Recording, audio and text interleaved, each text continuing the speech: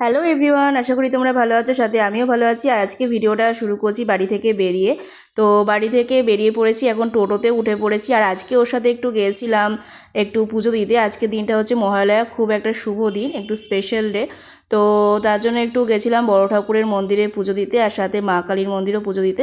তো পুজো টুজো দেওয়া হয়ে গেছে, সেই ক্লিকগুলো আমার কাছে নেই আপাতত। তো তারপরে একটু গিয়েছিলাম আমাদের পেট পুজো করতে। তো চলে এসেছি আমাদের এখানে একটা মিষ্টির দোকানে। তো মেনু কার্ড দেখছিলাম কি খাওয়া যায়। তো একটা বাদাম লস্যি আর একটা প্লেন লস্যি নেব, আর সাথে হচ্ছে আর নিয়েছিলাম মশলা ধোসা, মানে মশলা ধোসা যেটাকে বলে এক কথায়। তো ধোসাটা বেশ ভালোই বড় ছিল। তো আমি একটা খেয়ে একদমই শেষ করতে পারবো না, তো আমাদেরকে এটা হাফ হাফ করেই খেতে হবে।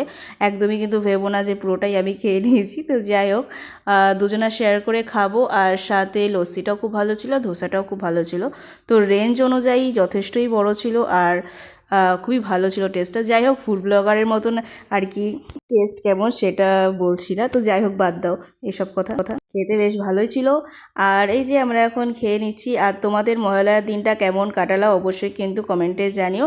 আর বাড়ির জন্য নিয়ে এসেছিলাম সিঙ্গারা, আর আমার শাশুড়ির জন্য খাস্তা কচুরি।